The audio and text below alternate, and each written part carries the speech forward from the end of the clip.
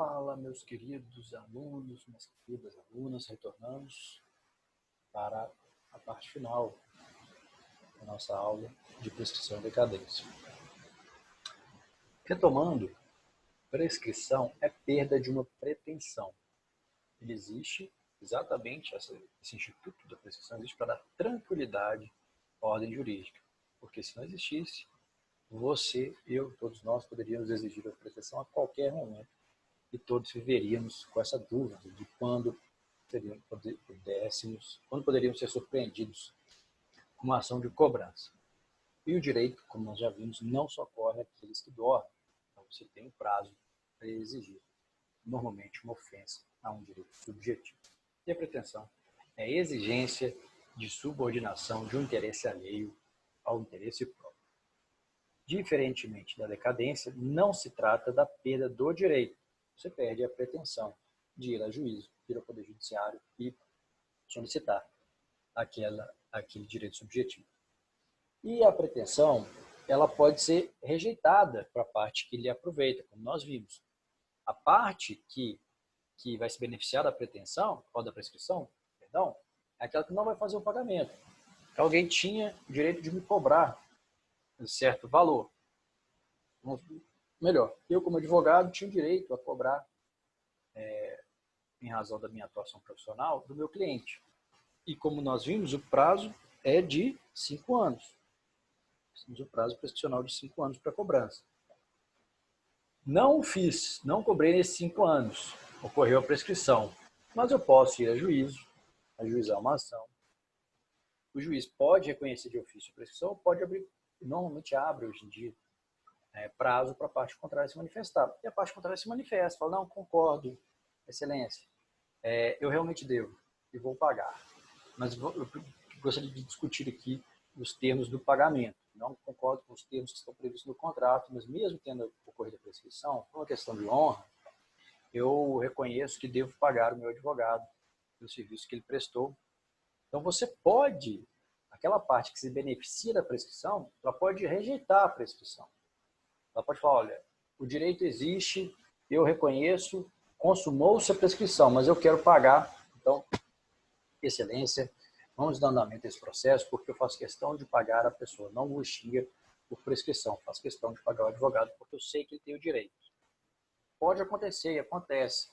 A pessoa tem que ser muito honrada, tem que ter um código de ética bem difícil de encontrar hoje em dia. Né? E como que nós vamos fazer essa distinção? A prescrição são aquelas hipóteses taxativas dos artigos 205 e 206, e o início da prescrição ocorre com a violação do direito. Nasce a pretensão e você tem um prazo para exercer. Decorreu o prazo, não exerceu, temos a consumação da prescrição. Os prazos, normalmente, se não tem um prazo fixado em lei, no próprio código, é de 10 anos, prazo geral. Ou de 3 ou 5, naqueles casos específicos dos artigos 205 e 206. Então, para ter a prescrição, tem que ter a violação do direito, e surge a pretensão, violação do direito subjetivo, normalmente o direito de crédito, a inércia do titular e o decurso do tempo fixado na lei. Por sua vez, o direito potestativo convivos é um direito imposto à parte contrária. Por exemplo, anular um negócio jurídico. Eu posso anular um negócio jurídico? Posso exigir? Claro. Tem que comprovar que estão presentes os requisitos para anulação. A outra parte, quando estão presentes os requisitos da anulação, vamos supor, dolo ou a coação, ela consegue resistir à anulação? Não. O que ela vai fazer? Ela vai trabalhar os aspectos fáticos, ela vai tentar mostrar que não houve coação ou que não houve dolo. Porque uma vez que o juiz percebe que houve dolo ou que houve coação, que são defeitos do negócio jurídico, ele vai perceber que tem que ocorrer, vai determinar que ocorra a anulação do negócio, independentemente da vontade da outra parte. Independentemente da vontade da outra parte. É o direito imposto. Não há discussão, desde que eu comprove os fatos. E diante de uma situação de anulação, lá do 178, estaremos diante de prazo decadencial. Quanto à contagem, para continuar a diferenciação, se for em dias, meses ou ano, o prazo provavelmente é decadencial. Se for dia e mês, se for mês e dia, ou um ano e mês, normalmente é decadencial. Se for só em anos, normalmente é prescricional. Se for contados em anos corridos e estiver no artigo 206, será prescricional. Se estiver fora, será decadencial. Se for uma ação condenatória, prescrição. Se for uma ação constitutiva ou desconstitutiva, o prazo é decadencial, vide a ação de anulação, que finda uma relação jurídica. Você acaba com uma relação jurídica, isso é desconstituir. Ou você cria uma relação jurídica, isso é constituir. Condenatória, a relação pode continuar existindo, a relação contratual, por exemplo. Vai continuar existindo a ação contratual, você só cobrou em juízo certos valores ocorridos decorrentes daquela relação. Então, você condena o pagamento daquele valor. Continua existindo o contrato, continua valendo o contrato. Isso são dicas para você conseguir diferenciar. Prescrição não corre contra determinadas pessoas, decadência contra todos, exceção feita aos incapazes, aos absolutamente incapazes. A prescrição pode ser suspensa ou interrompida e a decadência não. Vamos ver figuras semelhantes a esses institutos. Prescrição intercorrente. O que é? A prescrição intercorrente configura-se quando o autor de um processo já iniciado permanece inerte, de forma continuada e ininterrupta, durante lapso temporal suficiente para a perda da pretensão. Vocês vão analisar isso melhor em processual, mas você tem um prazo de 3 anos para o juizamento de certas ações de cobrança. Uma ação indenizatória. Você ajuiza essa ação indenizatória e durante 3 anos, normalmente o prazo da prescrição intercorrente, que parece como da prescrição normal, durante 3 anos você você tem uma sentença favorável e você deixa de cumprir os atos de execução neste prazo. E aí? Para passar da doutrina, a maior parte ocorreu a prescrição intercorrente, porque você tinha os 3 anos para ajuizar a ação de indenização, você ajuizou. Você teve uma sentença condenatória. Ok, você tem que executar essa sentença. A outra parte não cumpriu voluntariamente. E você deixa de executar e passa-se mais de 3 anos desde o trânsito em julgado. Ali teria ocorrido a prescrição intercorrente, que é aquela que acontece dentro do processo, decorrido o prazo dentro do processo em que você exerça qualquer ato para consumar o seu interesse. Preclusão. Preclusão é a perda de uma faculdade processual. O processo não se extingue, ele continua correndo. Você não executa no momento próprio uma faculdade processual. No processo civil, como vocês verão, pode ser consumativa, temporal, lógica, enfim. Isso é dentro de processo civil. Mas, exemplo, o juiz determina que você tem 5 dias, vista as partes pelo prazo de 5 dias para se manifestar sobre o documento juntado aos autos, para se manifestar, vamos colocar um prazo maior, vista as partes pelo prazo sucessivo de 15 dias ou 10 dias, já que agora no processo civil são dias úteis, para se manifestar sobre o laudo, sobre os cálculos do perito. Você não se manifesta, houve preclusão. Você perdeu a faculdade de se manifestar sobre aquele documento do perito. Não é prescrição, é preclusão, porque é perda de faculdade de manifestação no processo. É menor, né? O alcance é bem mais reduzido. O processo continua, você então não vai poder se manifestar sobre aquele ato. Normalmente, depois que você pedir abertura do prazo normalmente, costuma conceder. É claro que você não pode abusar, porque senão é abuso do direito processual, você pode ser condenado por má-fé. A perempção, por sua vez, está lá no artigo 486, no parágrafo 3º do artigo 486, muita atenção, do Código de Processo Civil. O que é a perempção? Isso ocorre quando? Se o autor der causa por 3 vezes, a sentença é fundada em abandono da causa, 3 vezes. Então, você tem 3 oportunidades para ajuizar a ação, a mesma ação. Mas se por 3 vezes você abandonar a mesma causa, ou tem sentença de abandono de causa, não poderá propor nova ação contra o réu com o mesmo objeto, ficando ressalvado, entretanto, a possibilidade de alegar em defesa o seu direito. Então, você tem que dar 3 vezes causa, tem que ajuizar 3 vezes o mesmo processo contra o mesmo réu, realmente a mesma ação, né? Modifica alguma coisa para você justificar porque abandonou. Pode abandonar 2 vezes, 3 vezes é perempção. Comentários sobre exceção e decadência. No artigo 190 do Código Civil está previsto que a exceção prescreve no mesmo prazo em que a pretensão. Exceção é um mecanismo de defesa. Então, quando você quer alegar algo em sua defesa, na sua contestação, você apresenta algumas exceções ao direito do autor. Por exemplo, exceção de incompetência, do juiz, mas exceções são termos que não estão ligados necessariamente a fatos, mas a direito. E essa exceção prescreve no mesmo prazo em que a pretensão de certo autor. Então, você tem um prazo para alegar a compensação de créditos, vamos supor. Tem quanto tempo de prazo? 3 anos.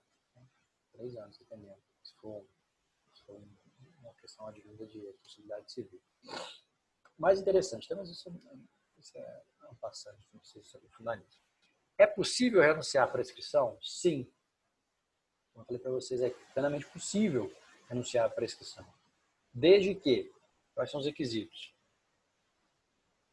Essa prescrição esteja consumada, tenha ocorrido, portanto, não prejudique terceiros e você tenha plena capacidade ao renunciar àquela prescrição. Como assim não prejudica terceiros? Outros credores. Porque há vários credores tentando buscar satisfação em relação a você. E em relação a um desses credores, houve prescrição.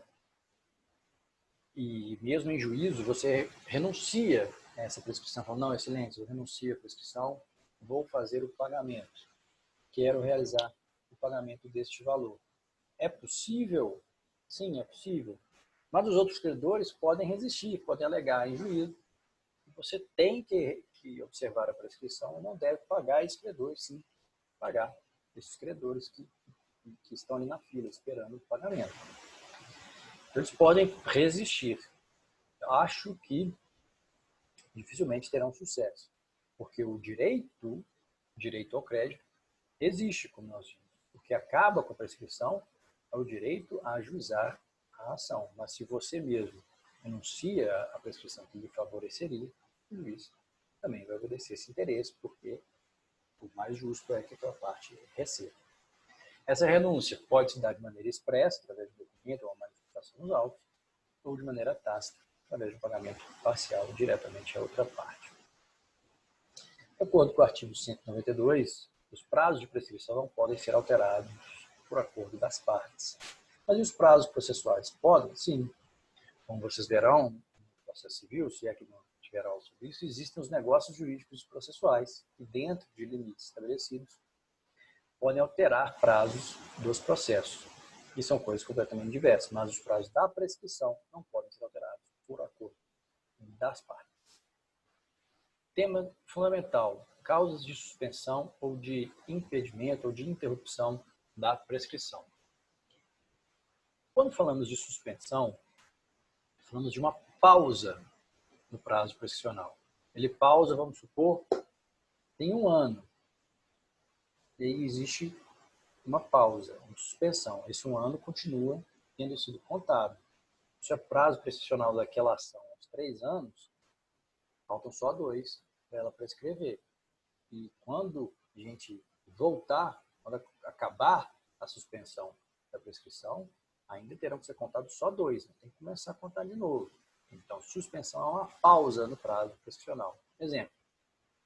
Dos 3 anos do prazo prescricional, Diego tinha apenas mais 6 meses para ajuizar uma ação indenizatória, no caso de responsabilidade civil. Nesse momento, ele passou a servir nas Forças Armadas, em tempos de guerra. Para que Diego não seja prejudicado enquanto serve o país, o prazo prescricional que ocorre para a sua pretensão será suspenso, pausado. E aí, quando ele retorna do seu serviço nas Forças Armadas, ele ainda tem 6 meses. Não começa de novo, não. Ele tem ainda só 6 meses para ajuizar a ação. Foi uma pausa, não foi um reset, foi uma pausa, não começou de novo. Só foi suspenso. Então, aquele que já decorreu, sinto muito, só tem mais 6 meses agora. Essas causas estão previstas em alguns artigos ao longo do Código Civil. O 197, especificamente, é uma causa de impedimento. Então, de acordo com o artigo 197, não corre a prescrição Entre os cônjuges, na constância da sociedade conjugal. Entre um e outro, não há prescrição. Então, eu pago uma coisa aqui para minha esposa, ela paga outra coisa para mim, e aí surgem várias dívidas, um perante o outro, mas não ocorre prescrição enquanto nós formos casados. 2, entre ascendentes e descendentes, durante o poder familiar. 3, tutelado ou curatelado, seus tutores ou curadores, durante a curatela ou a tutela. Por quê? Porque há laços ali de afeto, de amizade, que a sociedade quer manter. Então, por um bem maior, não há prescrição enquanto casados entre os cônjuges, porque senão um cônjuge teria que ajuizar a ação contra o outro. Imagina a situação, você não quer se divorciar, você quer receber da sua esposa o valor que você emprestou para ela. Ou o contrário, né? Você quer receber do seu marido o valor que você emprestou para ele. E ele vai te pagando aos poucos, mas você sabe que tem um prazo prescricional, né? E se eu não me lembro de 5 anos desse empréstimo. E você quer ajuizar a ação para cobrança, mas não quer se divorciar. A situação ficou ruim, né? Porque é uma situação bem muito ruim. Então, para que não aconteça isso, durante a relação conjugal, não vai haver, não vai correr, não vai iniciar o prazo prescricional. Depois do divórcio, sim, você começa a contar o prazo prescricional, uma ação de cobrança. Imagina você casado sendo processado pelo seu marido, que é absurdo, ainda tendo que custear advogado. Artigo 198, também não corre prescrição contra os incapazes, do artigo 3º, contra os ausentes do país em serviço público da União, dos estados e dos municípios, então diplomatas, ou do país, professores, ou representantes de uma agência, policiais, delegados. 3, contra os que se acharem servindo nas Forças Armadas em tempo de guerra. São situações muito específicas e não corre a prescrição contra eles. Isso aqui diz respeito a quando eles poderiam propor a ação e não uma demanda contra eles, porque veja bem, é contra, porque tem essa expressão contra os incapazes, então é algo que vai prejudicar. Quando a prescrição prejudica alguém? Quando você perde o direito à ação. Então eles não vão perder o direito à ação enquanto estiverem nessas situações. Vai estar suspensa, ou então não vai ter nem iniciado, impede o início da prescrição enquanto eles estiverem nessas situações. Mas corre para quem tem que cobrá-los. Se você tem que cobrar uma dessas pessoas e não ajuizar a ação, vai ter prescrição contra você. A prescrição prejudica aquele que tem o direito de exigir. Continuando, 199, não corre igualmente prescrição, pendendo condição suspensiva, não estando vencido o prazo, pendendo a ação de evicção. Bom, é claro que no 1 e 2 que não há prescrição, primeiro porque não há direito exigível ainda. Se temos condição suspensiva, ainda é mera expectativa de direito. Se ainda não venceu um prazo, a pessoa pode cumprir a sua obrigação até o momento de vencimento do prazo. Né? Quando vence o prazo, é que surge o direito à pretensão, a uma ação de cobrança, por exemplo. Se não venceu o prazo, ainda não há que exigir nada daquilo que está naquela relação contratual, por exemplo. E por último, evicção. Mas o que é evicção? A evicção ocorre quando o adquirente de um bem vier a perder total ou parcialmente a sua propriedade em razão de sentença ou decisão judicial fundada em motivo jurídico anterior à aquisição da coisa. Por exemplo, você perde a propriedade de um veículo porque esse veículo já tinha sido vendido para outro. Então não corre a prescrição pendente a ação de evicção quando ainda está se debatendo sobre aquela ação de evicção, sobre aquela propriedade. Então, se decidiu contrariamente aos seus interesses, começa a contar para você a prescrição a partir do trânsito em julgado da sentença. Então, a partir do trânsito em julgado da sentença que lhe retirou a propriedade de um veículo, porque o veículo já tinha sido vendido para outro, surge o seu direito, começa a contar o seu direito ao juizamento de uma ação de indenização e também surge o seu direito de ação de indenização e junto com ele surge a prescrição. Em 3 anos, surge a contagem do prazo prescricional, mais técnico.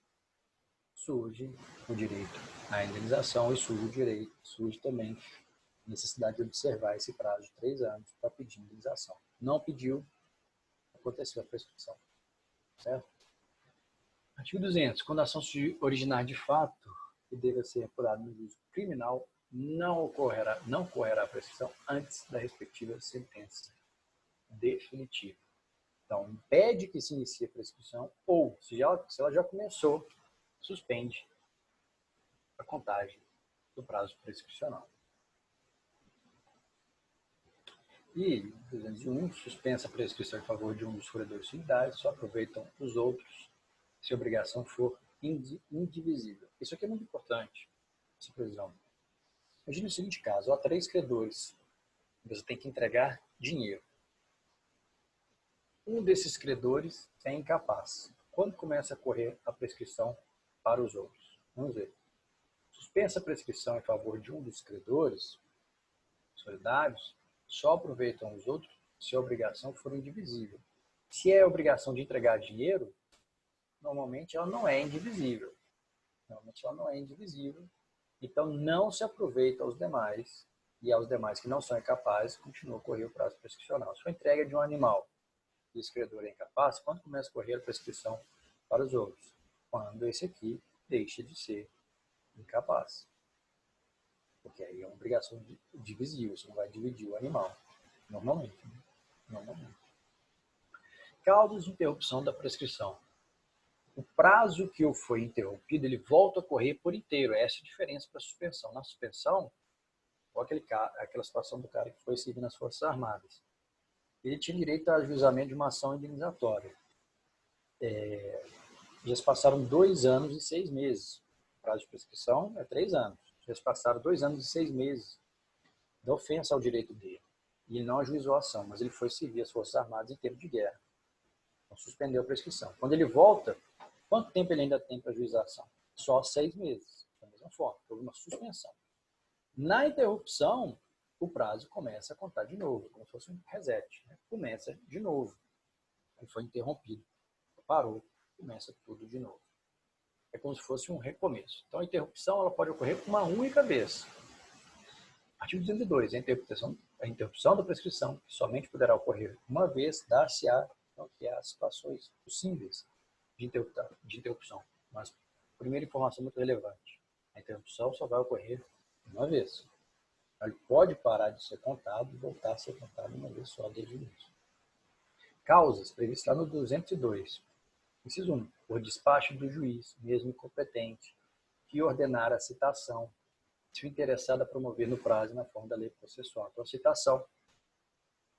a citação, ela interrompe a prescrição, porque evidenciou-se que a pessoa foi atrás, correu atrás do seu direito, tentou ajuizar a ação de cobrança. Para quê? Para evitar a prescrição intercorrente, para evitar que a pessoa tenha, vamos supor, 10 anos para ajuizar uma ação de cobrança em razão de não cumprimento de um contrato, não necessariamente do crédito, mas de obrigações contratuais. Isso foi uma decisão recente do STJ, que aplicou o prazo geral do 205.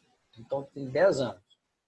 E deixa eu só conferir mesmo, se eu não tenho aqui o número desse acordo. Só um minutinho, consultando aqui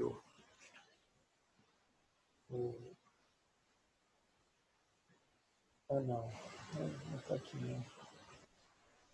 Mas, enfim, há várias súmulas, há várias decisões importantes. Mas a prescrição vai ocorrer em 10 anos, quando a lei não lhe fixa um prazo específico. E vários temas contratuais não estão abarcados pelo 206. Então, seriam 10 anos para cobrar obrigações oriundas de certos contratos. E aí, durante 9 anos, você deixou decorrer o prazo prescricional, não ajuizou a ação. Aí, no 9º ano, entrando no 10º ano, né, do 9º para o 10º, você ajuiza a ação e a citação da parte contrária. Pronto, houve a interrupção da prescrição. Porque senão o processo não faria mais sentido você ajuizar a ação, porque esse processo, ele obviamente não vai acabar em apenas 6 meses, muito provavelmente não vai acabar apenas em 6 meses, você teria ajuizado a ação de maneira inútil. E os processos, a gente sabe que tem processos longuíssimos, pessoal. Então, para evitar, por exemplo, um processo de uma indenização, que o prazo prescricional é de 3 anos, o processo pode durar 5, né? Pode ter necessidade de cálculos, necessidade de produção de prova pericial, se debater bastante, ir para a segunda instância, terceira instância, quarta instância, enfim. A gente sabe que os processos podem demorar mais de 3 anos. E se não ocorresse essa interrupção a partir da citação, quase todo mundo sofreria com a prescrição intercorrente, que é aquela que aconteceu durante o andamento do processo. Então, ocorrendo a citação, vai ser interrompido o prazo prescricional, vai voltar a contar desde o início e vai retroagir a data do despacho. Então, só se você ficar inerte perante o processo mesmo, mais uma vez, aqui pode acontecer alguma coisa. Além disso, há a interrupção do prazo prescricional por protesto, nas condições antecedentes, protesto cambial, por apresentação do título de crédito em juízo de inventário, em concurso de credores, qualquer ato judicial que constitua em mora o devedor, por exemplo, notificação judicial, ou qualquer ato inequívoco, ainda que essa judicial, que imposte reconhecimento do direito pelo devedor. Você notifica extrajudicialmente o devedor.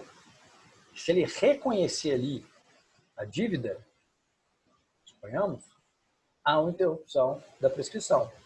E começa a contar de novo, e aí você retoma aquele prazo prescricional para ajuizamento da ação de cobrança. Por isso, muitas vezes, antes de ajuizar a ação, quando estamos próximos do prazo prescricional, os advogados apresentam, ou contando na metade do prazo, apresentam notificação extrajudicial ou protesto, certos tipos, para interromper a prescrição, para que ela comece de novo e você possa dispor de mais tempo para preparar, para instruir a sua ação.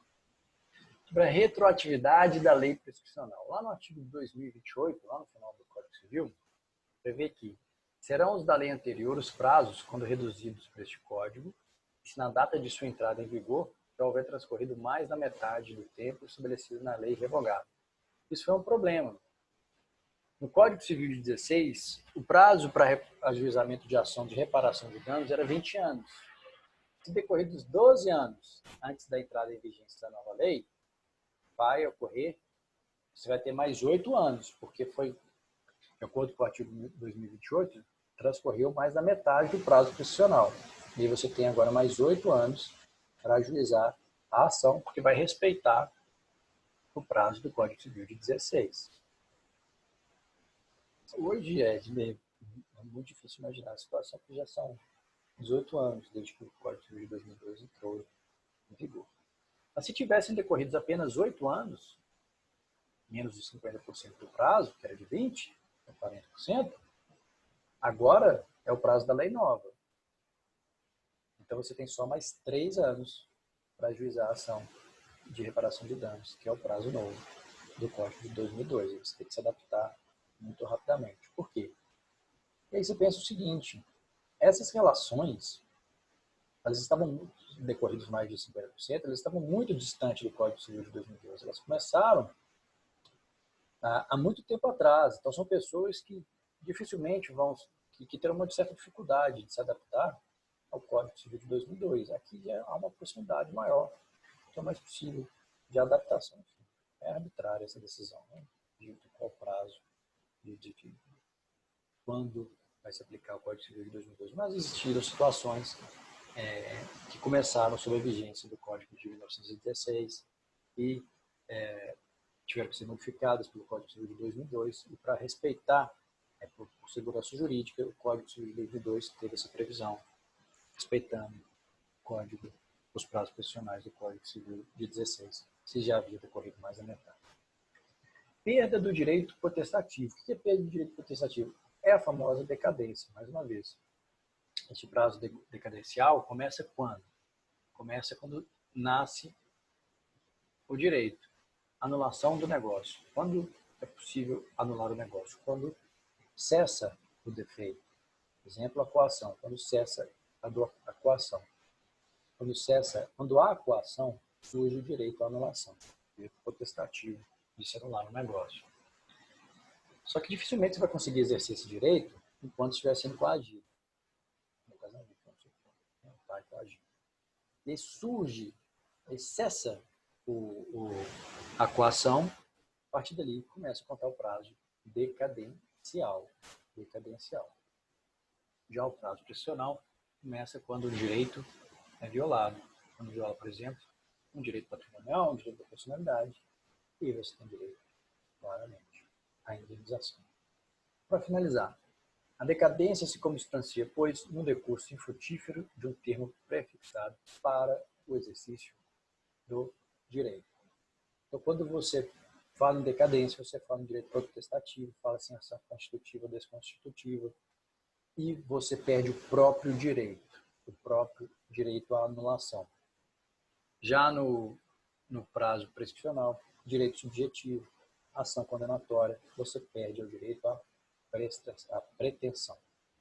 Artigo 208, aplica-se a decadência disposto nos artigos 195 e 198, inciso 1, ou seja, contra absolutamente incapazes, não corre prazo decadencial e não corre prazo prescricional, como nós já vimos.